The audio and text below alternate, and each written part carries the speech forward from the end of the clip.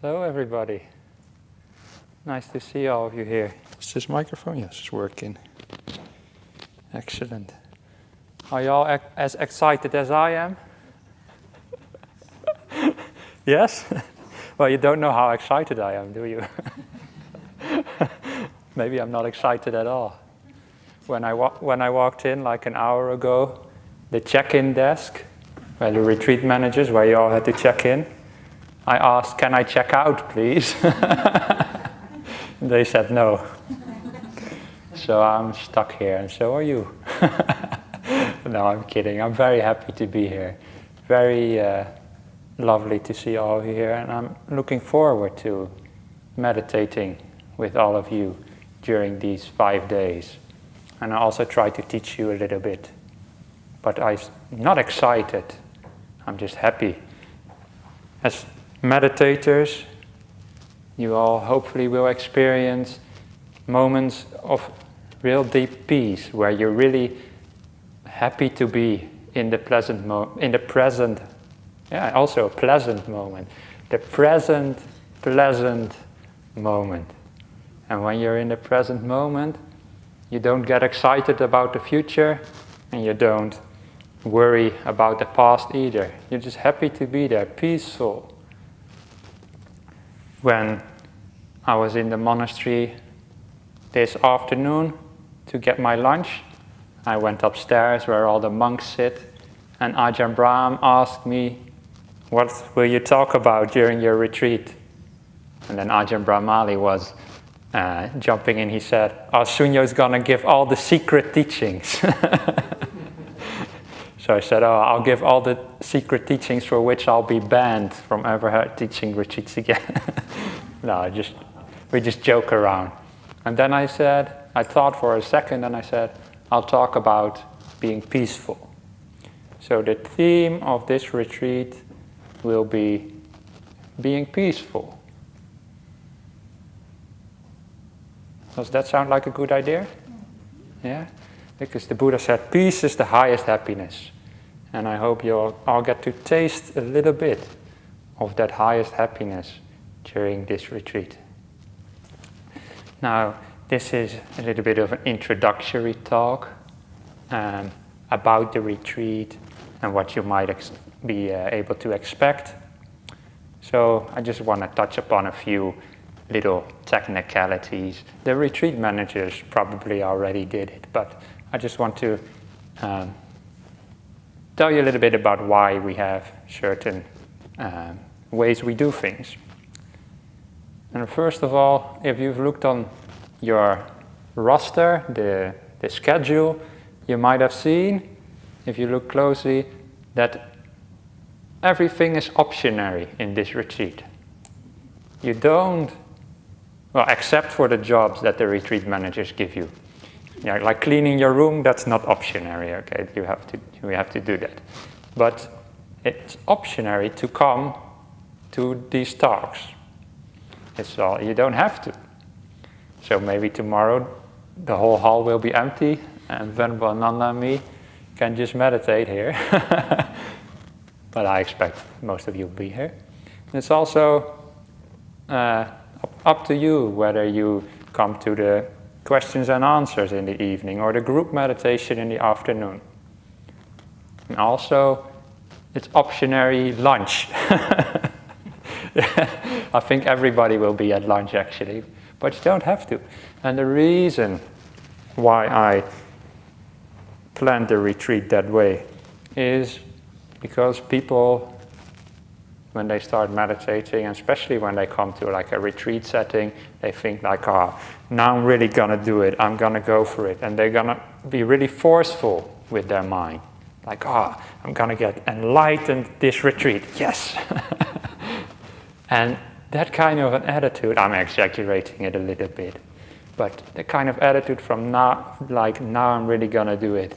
I'm going to be the best meditator in the whole of Jhana Grove and beyond. That kind of attitude is not helpful.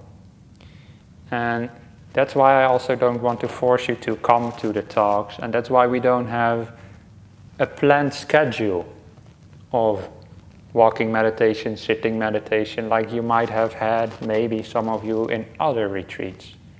Because I want you to give you the freedom to judge by yourself what is the best way for you to approach this retreat. Yeah? So I've given you that freedom, but I would love it if you spend a lot of time meditating. You can spend that time in your room or over here or outside, doing whatever you would like almost, but meditating is best. There's just a few things that we would like you not to do, and I think the retreat managers already told you that this is a silent retreat. So don't go out of boredom, go and ask your neighbor, shall we have a cup of coffee together and have a little chat? Of course, you understand that's not the purpose of a meditation retreat. So the only job you have during this retreat is to give other people the opportunity to find the peace. And by doing so, you also give yourself that opportunity. So all you have to do is be quiet. And all I have to do is do the talking. So we're like opposites in a way. This is like a little bit crazy, you know. We got 5 days, and I have to talk a couple hours each day just about meditation. But there's so little to say about meditation, isn't there? Just be peaceful, that's it. The Buddha said he could talk for centuries from different angles about the Dhamma, about his teachings. But I'm not the Buddha, so I don't know if I can, but I'll do my best to give you some nice guidance in the meditation. So, I hope that kind of a schedule suits all of you, to judge for yourself what is best, what time is good to go to sleep, what time is good to meditate, what time is good to do walking meditation, what time is good to do sitting meditation. And when I did my first retreat, this was in England, and they had the fixed schedule that I just talked about, like 3/4 of an hour sitting meditation in the group, 15 minutes walking. 3/4 of an hour sitting, 15 minutes walking, and so forth. And then they had lunch, of course, as well and stuff. And in the beginning of the retreat, 45 minutes sitting meditation. I was looking at the monk in front. When is he gonna ring the bell? This is taking much too long. My knees started hurting, and my back started hurting. And I was just hoping that the sitting meditation would be over. And at the end of the retreat, I was so peaceful. And then all of a sudden, ding, ding, ding. Now we have to walking meditation. Just getting into it. Getting peaceful. And that's not a reason why we don't have a schedule like that here. You might get to that stage where you're just really peaceful to sit meditation or walk meditation and just plan it for yourself. And that's also the way Ajahn Brahm approaches things. Ajahn Brahm, our teacher, and I find that a very helpful approach. Even in our monastery, we do not have group meditations, not even group chantings, like they have in many other monasteries. And that it sort of shows, because when we once in a week we do have the group chanting, it's pretty bad actually. But I'd rather have bad chanting than force the monks in a certain schedule that might not fit them. And maybe if in your rooms you've seen maybe the schedule of Venerable Sunyo's retreat, that's me, Venerable Sunyo. And maybe underneath it, or maybe inside of our rooms anyway, there is the BSWA retreat schedule. Have you seen that one? No, luckily. Because when I was asked to do this retreat, the retreat managers asked me, please make a schedule for this retreat. This is an example, a template you can use. And they sent me the BSWA retreat schedule. And the first thing at the top, 4 o'clock in the morning, rise with gusto. And I was like, I would be pretty hypocritical if I asked people to rise at 4 o'clock, because I don't even do that myself. So that got scratched straight away. You can decide for yourself what time you get up. In the evening we have these questions and answers, and one time somebody put a question in the box with questions, and it was like, it said rise with gusto, but who is gusto?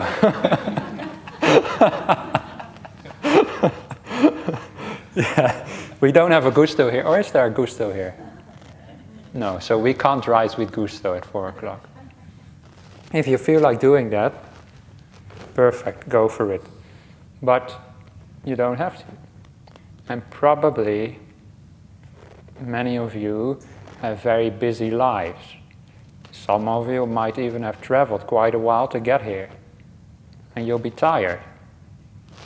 And then it's not a good idea to force yourself to wake up very early, because you might rise with gusto, but you won't be meditating with gusto. You'll be falling asleep. You might have that anyway. I'll talk a little bit more about sleepiness and other hindrances in meditation later. But now you know why we have the schedule the way we do. And I hope you can benefit from that. So having said that, why are you here? Why did you come for a meditation? By the way, let me ask, is anybody's first retreat? Please raise your hand. Okay. And anybody's first time meditating? Oh, you've all meditated before. Okay, then I don't need to teach anything, do you? No. So that's good. It's good.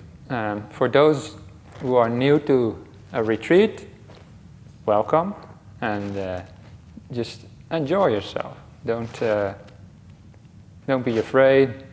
Don't be excited. Just be peaceful, and the rest of you as well.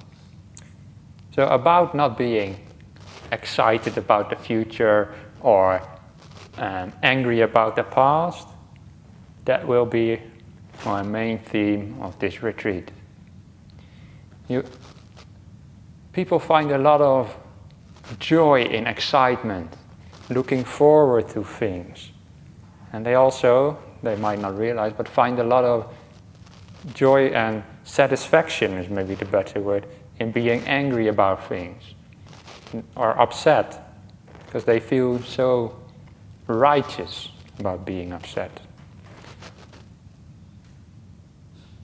2 days ago, there was a car driving on the road here, and it crashed on purpose into all of the bins at our monastery, the roadside bins. And they were completely shattered, like 5 bins in a row.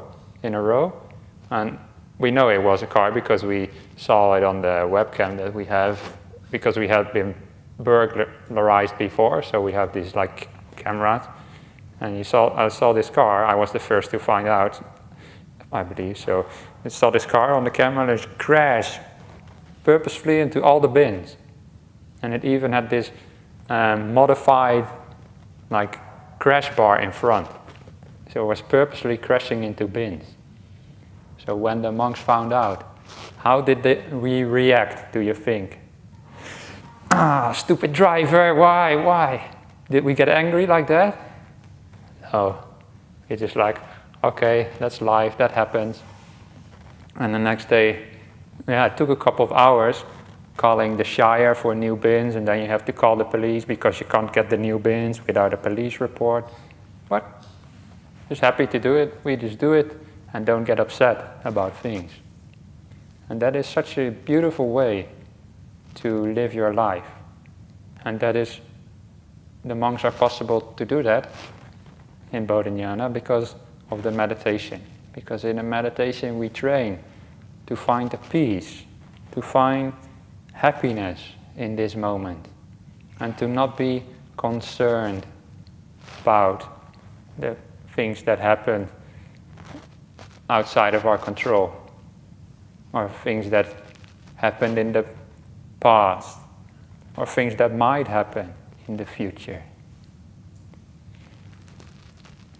And that is a beautiful way to approach your meditation, to find this mindset of not being concerned with things, and to just be content to be there, to be sitting or walking, and just happy to be there. Even giving this talk, I'm not concerned about what I say, as you might have noticed. I just talk stuff and nonsense, basically. That is an Alan Watts story. Do any of you know Alan Watts? It's like this, like Zen philosopher, and he has this story that he went to see this wise Japanese Zen monk, and the monk was almost dying on his deathbed, and they asked him, "What have you taught? What have you reached during your life?" And the old monk said, "All I did was talk stuff and nonsense." So it's up to you to separate the stuff from the nonsense. I just love that story, because with that attitude, whatever you say or do, it's all just stuff, doesn't matter. Anyway, why did I say that stuff? Because not being concerned about things, right? Don't be concerned about things. Then you can find happiness. Not only happiness, also a lot of wisdom as well. A lot of insight. It's a popular meditation teachings called insight meditation. And we, in our tradition, don't regularly use that term, but what we will be doing in this retreat is also a sort of insight meditation. Because if you have insight into life, you don't get worried, you don't get concerned, and you find peace. Because you realize when things are out of control, or when things don't matter for the moment, at least. For example, you're here right now together with us in this beautiful meditation center. It's a beautiful hall. It's a beautiful forest. There will be beautiful food, I'm sure, tomorrow. And all the beautiful people as well. But I'm sure you'll be meditating, and at some point just start thinking again about jobs you have to do when you go back to your life outside of this outside of this retreat. Or you start reflecting back on things that happened to you in the past outside of this retreat. But that is not necessary. And to help you a little bit with getting rid of some of those unnecessary fears, worries, expectations, I want to do a little visualization in a moment. And it's a visualization that has some roots in the text by the Buddha, the suttas, and also I use myself a lot. And it's a visualization that all there is just this place where we are now. Outside of this, there's nothing else. I'll guide you in a moment to do that. But while I was thinking about that, our remember this little, well, it wasn't little, but this, what do you call it? A cartoon on the television. Is that also called a cartoon? Yeah, like cartoon on the television when I was a kid. And this was, maybe some of you can't relate to this, but this was called Dragon Ball Z. And in Dragon Ball Z, some of you are giggling, so you know what I'm talking about. You have these kind of monks also, sort of. But they are like ninjas, not like us. We are not ninjas. But when the ninja is dead, they go to a little planet, and the planet is probably the size of this room. I don't know if any of you remember, but on the planet there is just one tree and one house, I believe, and like the old Zen monk, and that's all there is. And I find it like a beautiful like simile for meditation. It's like you only have this place where you are now. So that planet, if they walk, like in 10 seconds they would be at the other side again. And your planet for these 5 days is just this retreat center. Outside of that, you can pretend like nothing is happening. Nothing exists. If anything important happens that you need to know about, we'll let you know. So you don't have to go and find signal to check the news. There's some secret spots where people can get signal and check the news. But you don't need to use your mobile phone during this retreat. Please just try not to. And just be here. And let this place be all there is. So I promise to guide you a little bit in that visualization. And so let us do that now. Let's do a little like 15-minute meditation just to start this retreat. And then after that, you can go to your rooms and sleep or whatever you want to do.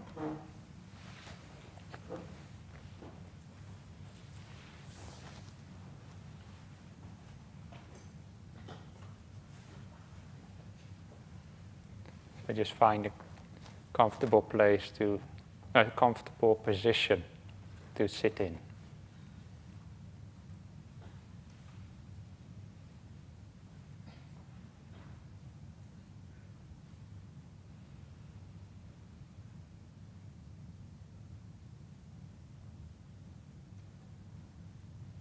And just bring your attention to the here and now, to this place in time and this place in the universe.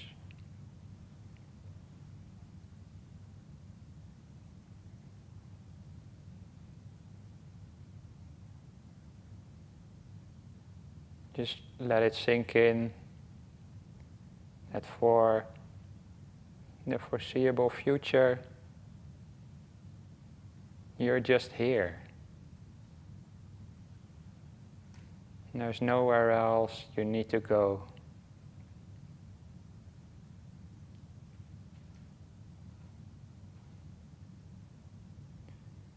And the outside world, the world outside of this retreat center, Jhana Grove, is not a concern to us.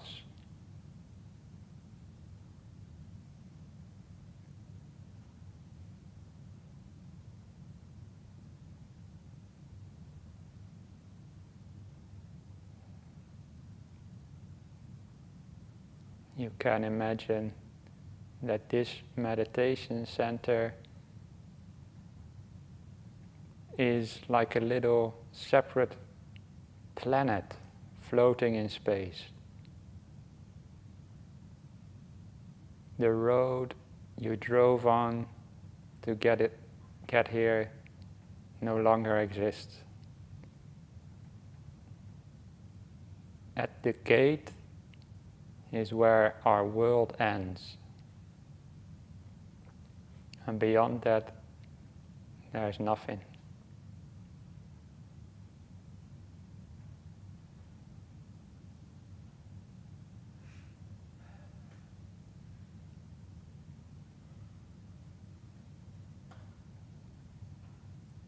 So we don't need to worry about anything outside of this meditation center.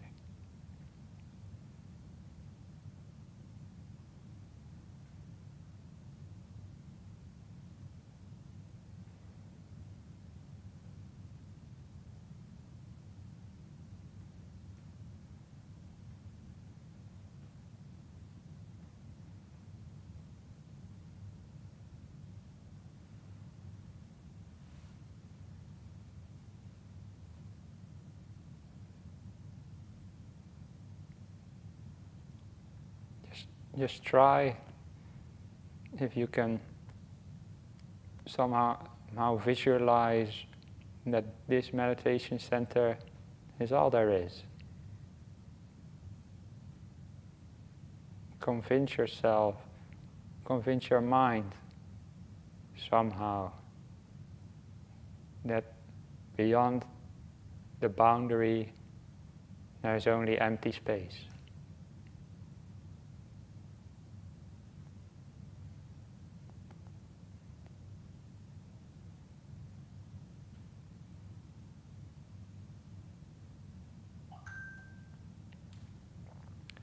And people watching at home can, of course, imagine the same with their own house or something like that.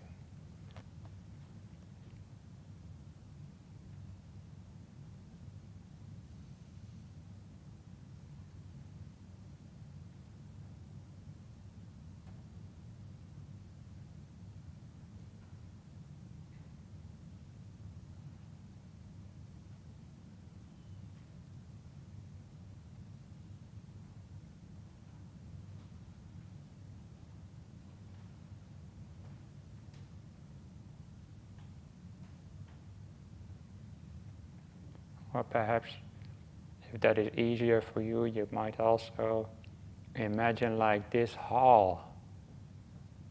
It's like a spaceship. And outside of the doors, there's just a vacuum. So all we have to worry about is this hall right here. This place in time.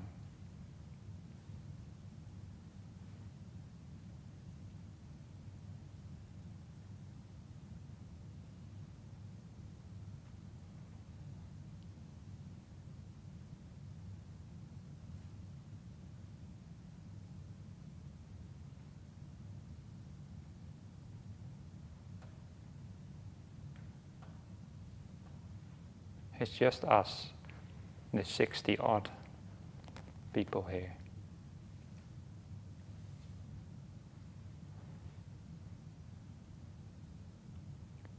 For the coming 5 days, all other people in the world we can forget about. Pretend that they are outside of our reach.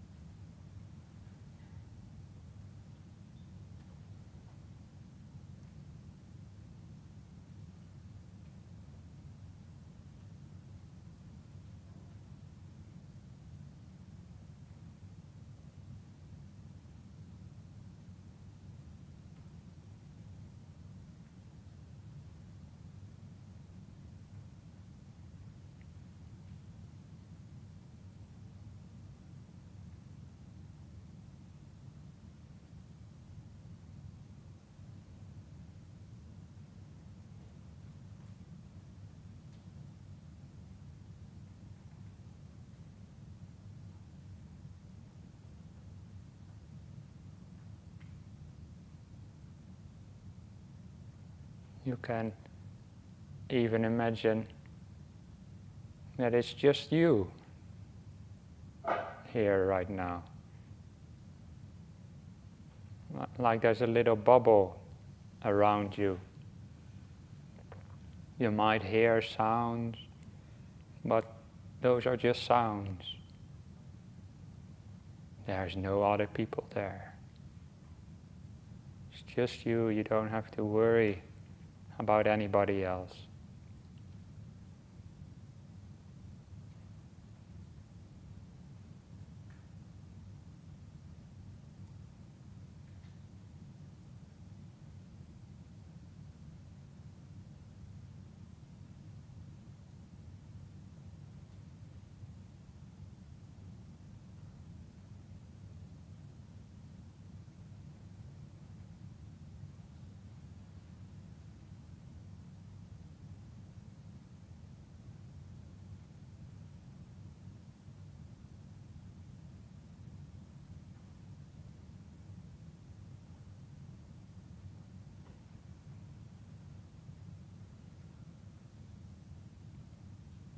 And if you see your mind start thinking about the outside world again, or other people, just bring that reflection back again, using your imagination.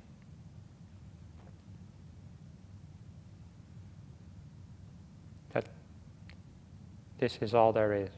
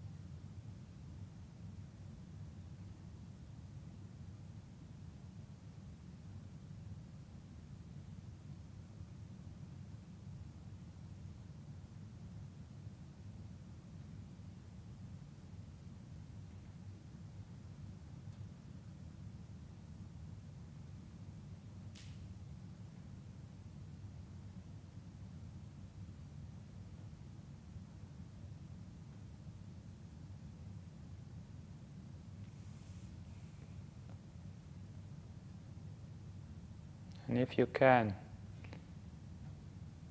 you might be able to imagine that the burdens of the past and the future don't exist.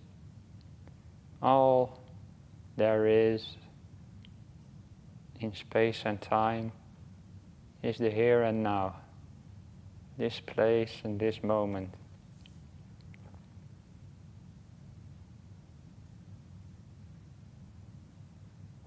Because the mind gets restless when it imagines the future to be much more real than it actually is. And we get angry and upset when we imagine the past is much more real than it is. But the only thing that's real is this moment.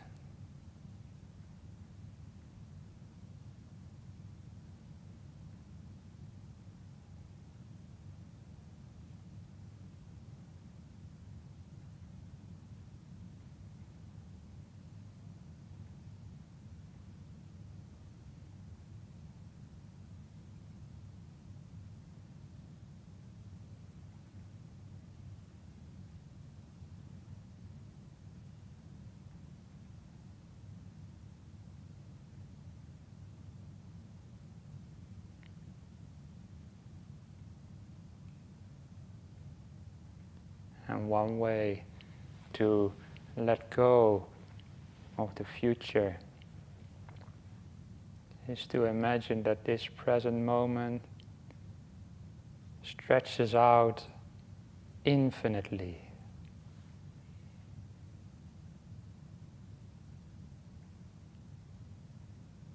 I've said before that we have a 5-day meditation retreat.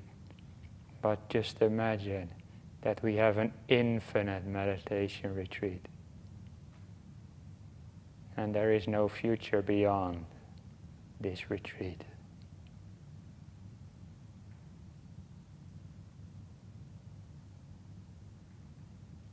There is no future beyond this moment right here and now.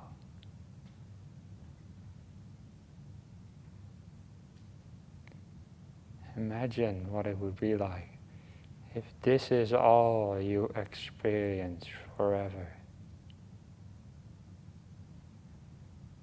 This single breath, this moment,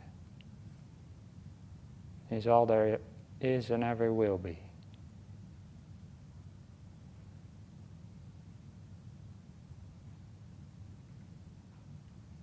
Can you find peace with that?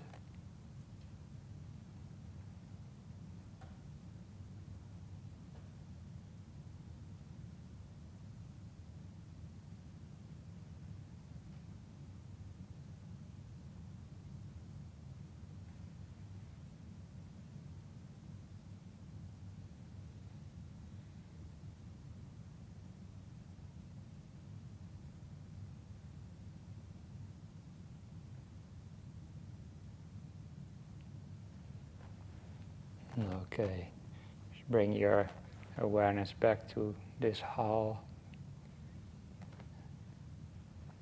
And I'll ring the bell to end this little meditation.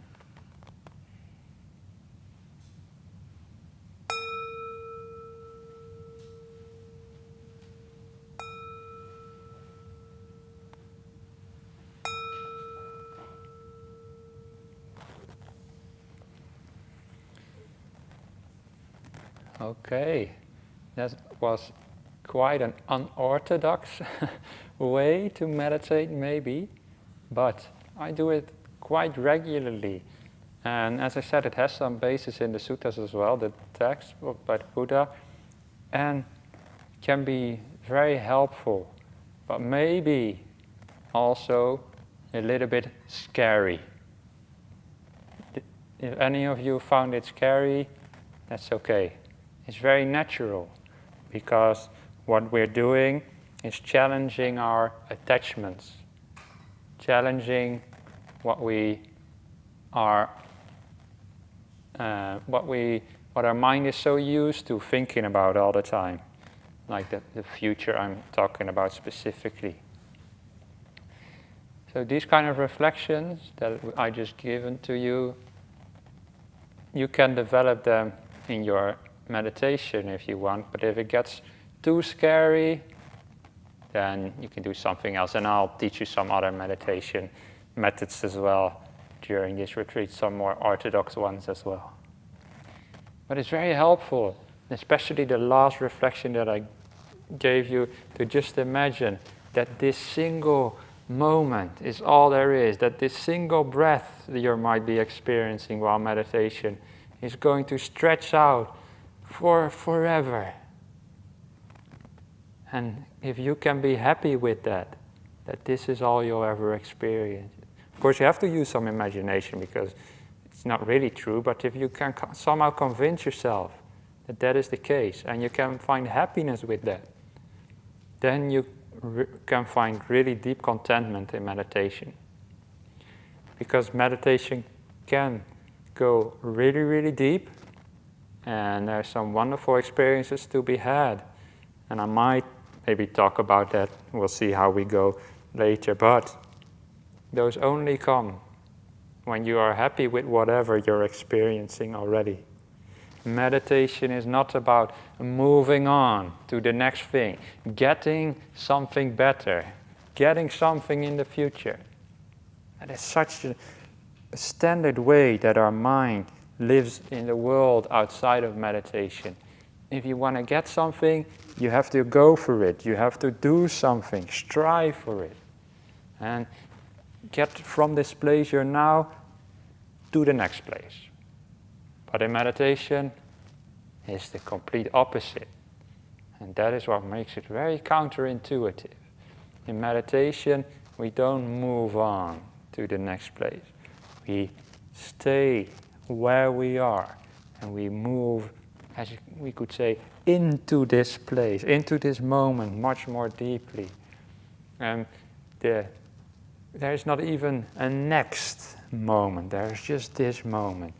And it's just this moment that we find all the peace we've ever needed, and all the wisdom and the insights that are possible through meditation also are found right here and right now.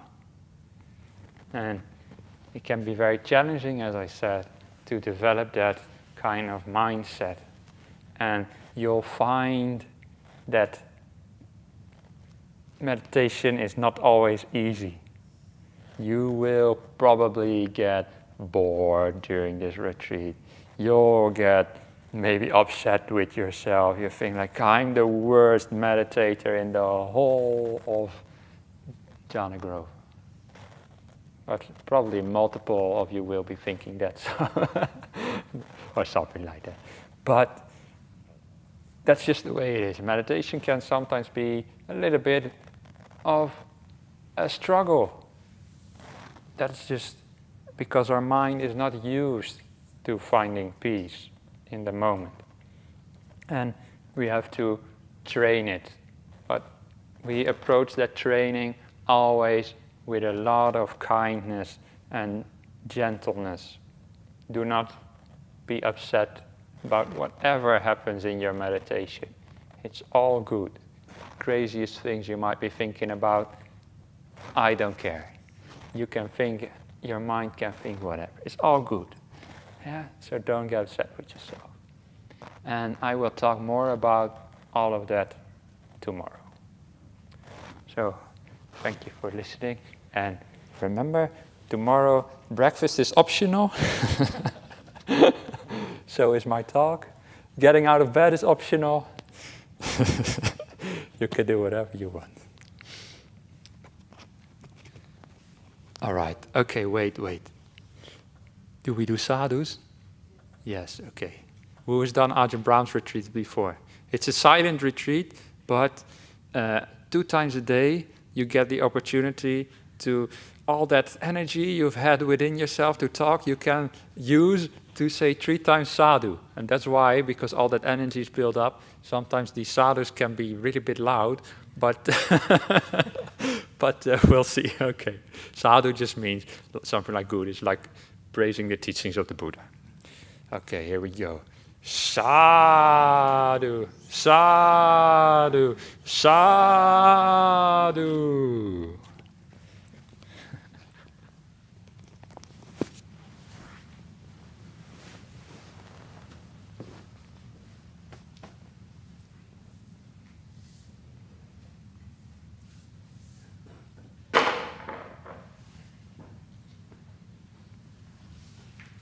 All right, see you tomorrow.